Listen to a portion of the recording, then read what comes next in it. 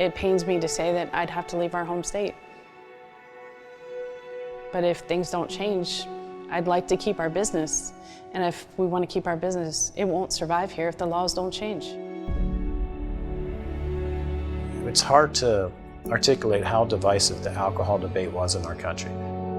It is a system that is deliberately designed to limit the sale and distribution of alcohol in order to prevent the feared social problems. So the people that are most hurt by the current system are two entities, the consumers and then also the people that are producing and actually making the alcohol products. And they face a lot of times really burdensome paperwork regulations and really high markups or state taxes that make their products more expensive for people, limit their ability to sell directly to people. Most every law or regulation that looks archaic, that if they do what, is there because somebody wants it there for their economic interest. Can't underscore how much laws have changed. The laws on alcohol today are totally different than they were 40 years ago. And I predict 40 years from now, they're going to be different than they are today.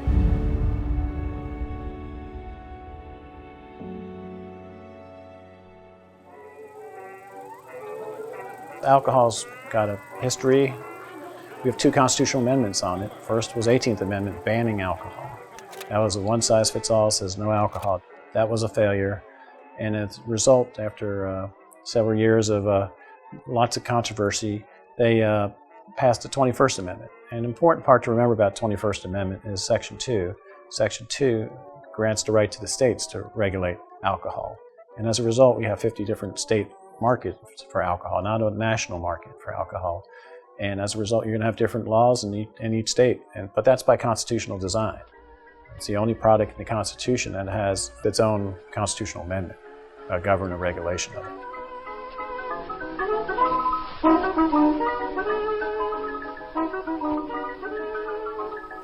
In 1933, when they repealed Prohibition, John D. Rockefeller commissioned a study to come up with some recommendations as to how the states and the federal government should regulate alcohol going forward to try to avoid reversion to the Wild West saloon days that had preceded the Prohibition era. Rockefeller was one of the leading proponents of Prohibition. He was a big funder of the groups that were pushing to get rid of alcohol. But he, in a very public letter in the New York Times, said, I pushed for Prohibition in 18th Amendment, I was wrong. We need to legalize it, but regulate it. And he didn't just stop there, he funded the study. A book called Toward Liquor Control that was published in 1933 at the behest of John Rockefeller. And that book kind of set up a lot of the model of that system that states then took and implemented and ran with. And actually all the states eventually adopted a version of that model. So they created a three-tier system, which basically says you can't be both a manufacturer or wholesaler and a retailer. So that is still in place virtually everywhere in the country. The first tier is us. We make it. Second tier, the wholesalers, they transport it. The third tier, the retailers. It was designed to do two things: prevent the return of the saloon and encourage temperance. The idea was we want to tamp down this industry to keep people from, getting drunk and raising hell. So it has done that fairly well. One of the difficulties with that is whether that middle tier should be legally mandated or whether it should be something that is more voluntary. In a voluntary open market, three-tier systems are just a natural part of the market. The distributors are very helpful in getting products to market. In a mandated three-tier system, it locks opportunity, it locks entrepreneurship out, it inconveniences consumers. I believe in the three-tier system if we were to use it on a market level. I don't think it should be mandated. If distributors are that needed, well, I'll go hire one. I don't want to buy a bunch of trucks, right? I don't want to go out and do the distribution myself and set up a distribution center. I don't want to do that. I like making it, and I like getting it out so we can sell it in retail. I would use a distributor if I thought that I was getting a fair price for my FOB and they weren't trying to screw me. Wholesalers help alleviate problems for a variety of issues. For example, taxation. Many states make the wholesaler pay for it as a point of entry when it comes into the state before it can be sold at retail. Making sure the products are approved, making sure it's not some product that's illegal or forbidden or illegally made. They can tax anybody in the business. It doesn't have to be through a wholesaler or whatever. If people are going to abuse alcohol, they're going to do it in either system. But what this system does is it prevents people who want to appreciate, who want the specialty products, people who want to innovate, and it just undermines the marketplace for that. I don't see any safety reason for the government to be involved. Tier 2 in Virginia is broken. We need to have the freedom of choice to use whatever distributor that we want and do our negotiations directly with them. Wholesale and retail of distilled spirits in Virginia is conducted by the Department of Alcoholic Beverage Control. So we only have basically 2 tiers. You got the manufacturer and you've got ABC. They limit our staging, they limit our commission, and they can arbitrarily pick what stores we're in and how much we can sell out of those stores. So it's not the 3-tier system that's the problem for us. The problem for us is the fact that due to the control system, our guys are unable to make sales directly themselves to retail. A control state is where the government controls how it's sold, right? And a licensed state is where they license private parties to sell. So like New York licenses liquor stores to sell liquor only, but in Virginia, the government sells liquor. And then in other states, the supermarkets can sell liquor, everybody can sell liquor.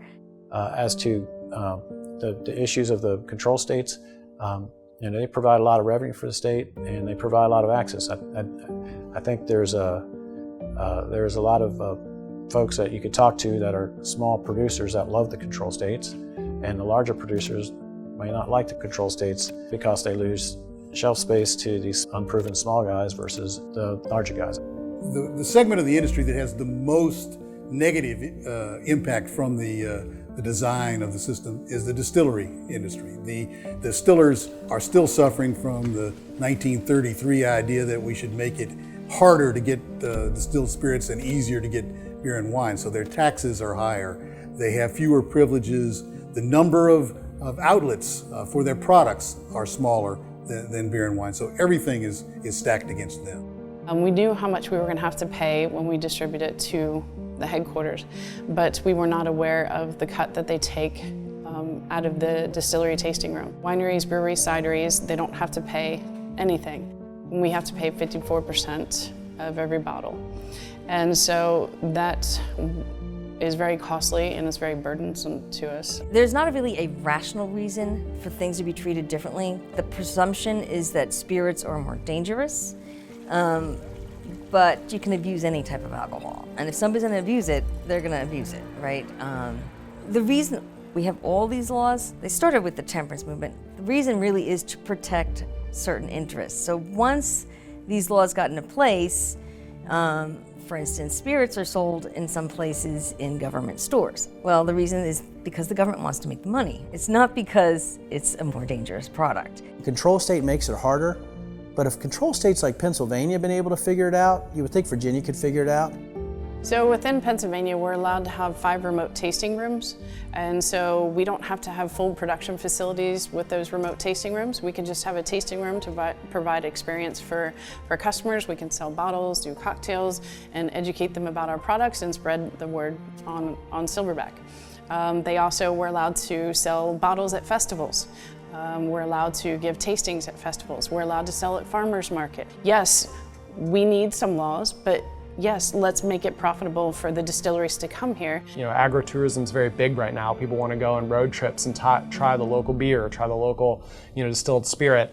And a lot of states have really severe limits on that. You might only be able to try 3 ounces of a spirit while you're there. You might only be able to buy 1 bottle of booze while you're there. You can't buy any more than that.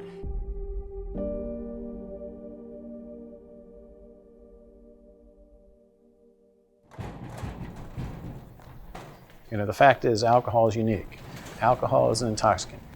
Alcohol can be abused. According to the Centers for Disease Control, not me, Centers for Disease Control say 88,000 people a year die from alcohol. That's twice the amount of deaths from opiates that everyone's talking about. So we can't lose sight of that. If you were a consumer and your main interest was, this is what I buy and this is how much it costs me and this is how many outlets I have to purchase it, then the alcohol regulations probably don't do much good for you, because they're designed to make alcohol more expensive so that to discourage people from excess consumption. On the other hand, if you're a taxpayer who is either a non-consumer or a moderate occasional consumer, it's probably been pretty good for you, because the system makes a lot of money. ABC transfers hundreds of millions of dollars to the general fund every year. If you didn't have those hundreds of millions of dollars coming from ABC, then they'd be looking for that money in income taxes or some other sort of revenue streams. 1/3 of Americans don't drink. 2/3 do, but even at that 2/3, there's only a few that drink regularly. Some just have a few, and often the alcohol debate's pushed by folks that are in the industry or drink more than the vast majority of voters. There's certainly a role for government to play. I don't think a lot of people are anxious to go back to the black market of moonshine, for example, where people could actually get hurt with certain kinds of alcohol. And it's just kind of what is the best, most rational system for the government to get involved. I love what we've created here. We have 14 international awards. For a craft distillery, that's unheard of. We work really hard. We work 12, 16, 18-hour days sometimes to produce a great product for customers and to keep up with the demand. I don't mind doing that. I love what I'm doing. I am passionate about it and I talk to everyone, but the fact that you have to give so much of your profits away, it's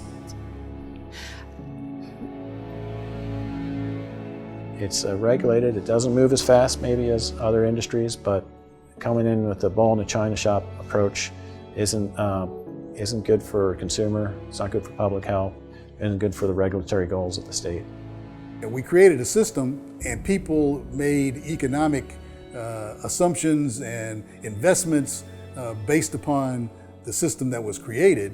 And as those investments have grown and become a part of the system, there are people who don't want to see pieces of it changed. So everything goes back to money. It's not quality of product. It's not whether we're protecting the public welfare and health of the great state of Virginia. What it comes down to is beer, wine, and cider have a much easier time getting rid of their product to Virginians than I do, and their taxes are much less. That means that I am always swimming uphill in this state. And limiting people's ability to be able to directly sell products to consumers is a huge handicap on those businesses. That's how these craft distilleries actually market their products. They don't buy TV spots. They're not in the Super Bowl like Budweiser is. They're actually trying to get people to come and actually taste their products and want to buy more of their product. And the fact that we actually prevent them from doing that is just an incredible barrier to them expanding in the marketplace that I don't think you really see in almost any other industry. A lot of critics say that somehow the system keeps out new entrants to marketplace, and the facts just don't support that at all. The number of permits for distilleries, wineries, and breweries continues to skyrocket up. And specifically in the case of distilleries, in 2010 there's roughly 500, and now in 2017 there's over 2,000. It's a fourfold increase in just 7 years. There are new breweries and distilleries opening up every day, and bringing a lot of excitement to the category. There's a lot more exciting things happening, and I think that's just really the American spirit. It's not any thanks to the regulations. Climate's incredible. Our water that we have here off of our property, the grains that Virginia farmers provide for us, the fact I think we got the best distiller in the world, right, with my wife and with my daughter. That's fantastic. I think, however, the business climate in Virginia is abysmal. Especially for distilleries, the regulatory burden is pretty onerous.